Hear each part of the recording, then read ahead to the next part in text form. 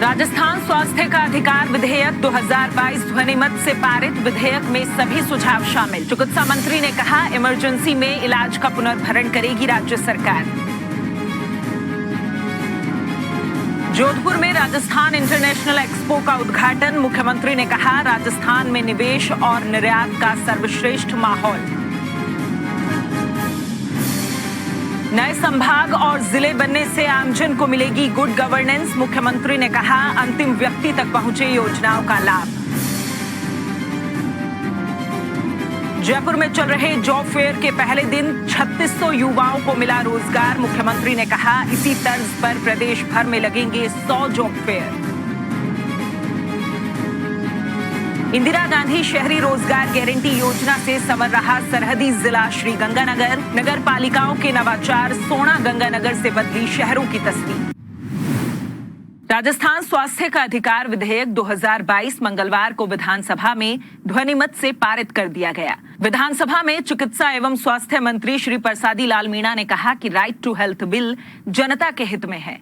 उन्होंने कहा कि राज्य सरकार ने सभी सदस्यों के सुझाव के आधार पर इस विधेयक को प्रवर समिति को भेजा था। विधेयक में सभी सुझाव शामिल किए गए हैं। उन्होंने कहा कि अस्पतालों में उपचार के लिए मरीजों को मना नहीं किया जाए, इसलिए राइट टू हेल्थ विधेयक लाया गया है। इसके तहत इमरजेंसी में इलाज का खर्च संबंधित मरीज द्वारा वहन नहीं करने की स्थिति में पुनर्भरण राज्य सरकार द्वारा किया जाएगा। अध्यक्ष महोदय, सभापति महोदय, मैं आपकी अनुमति से प्रस्ताव करता हूं कि प्रवर समिति द्वारा प्रतिवेदित राजस्थान स्वास्थ्य का अधिकार विधेयक 2022 को पारित किया जाए। प्रश्न ये है कि प्रवर समिति द्वारा प्रतिवेदित राजस्थान स्वास्थ्य का अधिकार विधेयक 2022 को पारित किया जाए। जो पक्ष में आ गए हैं, जो विपक्ष में ना गए, हाँ पक्ष जीता। प्रवर समिति द्वारा प्रतिवेदित राजस्थान स्वास्थ्य का अधिकार विधेयक 2022 को पारित किया गया। मुख्यमंत्री श्री अशोक गहलोत ने कहा कि राज्य सरकार की बेहतरीन औद्योगिक नीतियों और कार्यक्रमों से राजस्थान में निर्यात और निवेश बढ़ा है। साल 2022-23 में 50,000 करोड़ रुपए का निर्यात सरकार के कुशल प्रबंधन को दर्शाता है। उन्होंने कहा कि राज्य आर्थिक क्षेत्र में प्रगति कर रहा है, इससे ही देश की आर्थिक विकास दर में राजस्थान दूसरे स्थान पर है। सभी निर्यातकों, निवेशकों का दृढ़ संकल्प और सोच ही राज्य को आगे ले जाएगी। श्री गहलोत मंगलवार को जोधपुर के बोरानाड़ा में आयोजित राजस्थान इंटरनेशनल एक्सपो के उद्घाटन समारोह को संबोधित कर रहे थे। उन्होंने कहा कि राजस्थान में निर्यात क्षेत्र में बेहतर माहौल बना है। निर्यात में तेजी आने से राज्य पूरे देश में प्रगति कर रहा है। निर्यात क्षेत्र में महिलाओं की भागीदारी बढ़ना अच्छा संकेत है। वे पूरी क्षमता से प्रबंधन संभालकर निर्यात को बढ़ाने में अहम भूमिका निभा रही हैं। मुख्यमंत्री ने समारोह में निर्यातकों के प्रोत्साहन में 4 महत्वपूर्ण घोषणाएं की हैं। ये घोषणाएं हैं, राजस्थान अंतर्राष्ट्रीय एक्सपो अब हर साल जोधपुर में होगा। जोधपुर में हस्तशिल्प निदेशालय खोला जाएगा। हर साल एक्सपो के लिए बोरानाड़ा जोधपुर में स्थायी संरचना का निर्माण होगा और क्षेत्र में कार्यरत कर्मचारियों को चिकित्सा सुविधा उपलब्ध कराने के लिए प्राथमिक स्वास्थ्य केंद्र खोला जाएगा। मुख्यमंत्री श्री अशोक गहलोत ने कहा कि 3 नए संभाग और जिले बनने से आमजन को गुड गवर्नेंस मिलेगी। हमारी योजनाएं हैं वो इम्प्लीमेंट भी अच्छे ढंग से हो पाएगी। योजना हमने इतनी दे दी है वेलफेयर की, अब योजना देना एक बात है, बजट घोषणा एक बात है, पर इम्प्लीमेंट करना बड़ा काम है। मैं बार बार पब्लिक से भी आह्वान करता हूँ, आप लोग अंतिम व्यक्ति तक पहुँचें। जो गांव में ढाणे में रहता है उस तक लाभ पहुँचना चाहिए हमारी स्कीमों का। उसी कड़ी के अंदर ये जो फैसला किया है, 3 संभाग बनाए हैं हमने। एक आदिवासियों के इलाके में बांसवाड़ा, एक पाली और एक सीकर।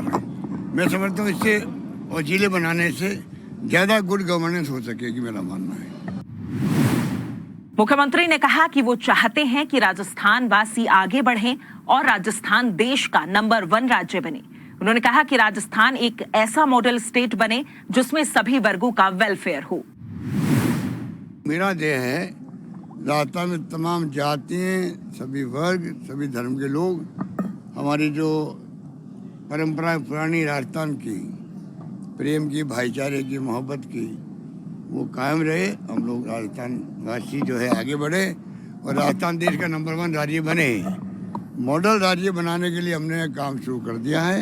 योजना इतनी अच्छी आई है, किसानों के लिए, युवाओं के लिए, आम नागरिकों के लिए 100 यूनिट जो हमने फ्री किया है, उससे 1,04,00,000 लोगों के बिल जो है जीरो आएंगे।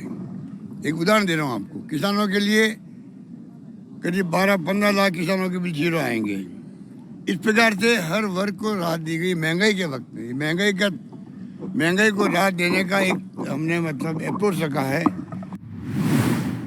जयपुर में चल रहे आईटी कॉन्क्लेव के पहले दिन जहां 3,600 युवाओं को रोजगार मिला, वहीं मुख्यमंत्री ने मीडिया से बात करते हुए कहा कि इस कॉन्क्लेव में भारी संख्या में युवा आ रहे हैं। उन्होंने कहा कि जयपुर आईटी कॉन्क्लेव की तर्ज पर प्रदेश भर में 100 जॉब फेयर लगाए जाएंगे। कल मैं जयपुर में देख रहा था, जो माहौल है आईटी दिवस का, वो देखने लायक है।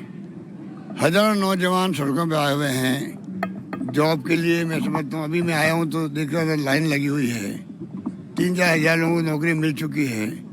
तो ये हम हर जिले में लगाएंगे और बड़ा ये मैं समझता हूँ कि एक फैसला किया है 100 जॉब फेयर लगाने का राजस्थान के अंदर।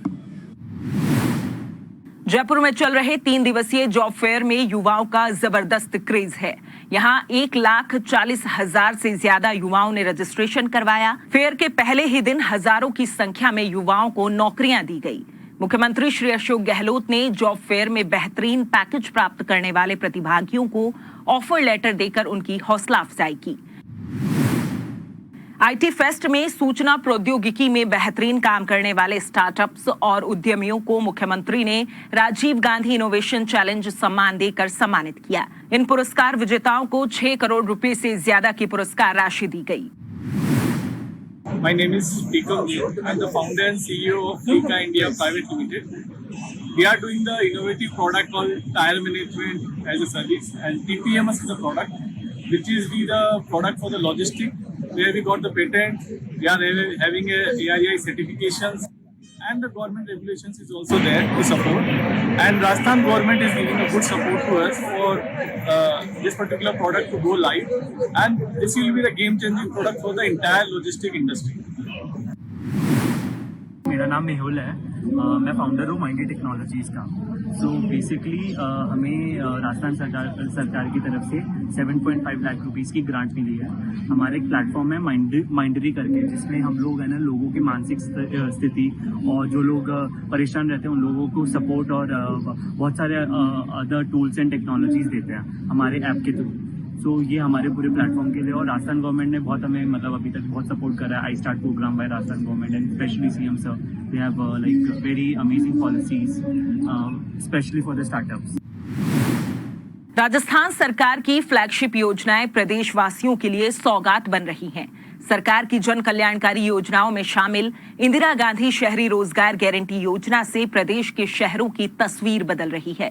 इस योजना के तहत श्रीगंगानगर जिले में भी विभिन्न सौंदर्यकरण के काम हुए हैं। जिला कलेक्टर श्री सौरभ स्वामी ने बताया कि श्रीगंगानगर परिषद सहित जिले की सभी नगर पालिकाओं का नवाचार सोहना गंगानगर की थीम पर इंदिरा गांधी शहरी रोजगार गारंटी योजना में काम करने के लिए प्रोत्साहित किया जा रहा है। उन्होंने बताया कि इस योजना से जहां एक ओर शहरी और नगर निकाय क्षेत्रों में साफ सफाई और सौंदर्यकरण को बढ़ावा मिला है, वहीं हजारों लोगों को रोजगार भी मिला है। कृषि विपणन राज्य मंत्री श्री मुरारी लाल मीणा ने मंगलवार को विधानसभा में कहा कि राज्य सरकार द्वारा पिछली 3 बजट घोषणाओं में राज्य में 88 नवीन कृषि उपज मंडी स्थापित करने की घोषणा की गई थी। उनमें से 21 मंडियों का गठन होकर संचालन हो रहा है और बाकी मंडियों की स्थापना के लिए चरणबद्ध तरीके से काम जारी है। जो 3 बजट घोषणा हमारी 20-21, 21-22 व 22-23, इसमें टोटल अब तक 88 नवीन मंडियों की घोषणा की गई है और 88 में से हमने 21 मंडी विधिवत रूप से उनका गठन करके और संचालित कर दी है और बाकी जो मंडियां उन पर चरणबद्ध रूप से कार्य चालू है। सो इस बुलेटिन में फिलहाल इतना ही, फिर होगी आपसे मुलाकात, तब तक के लिए नमस्कार।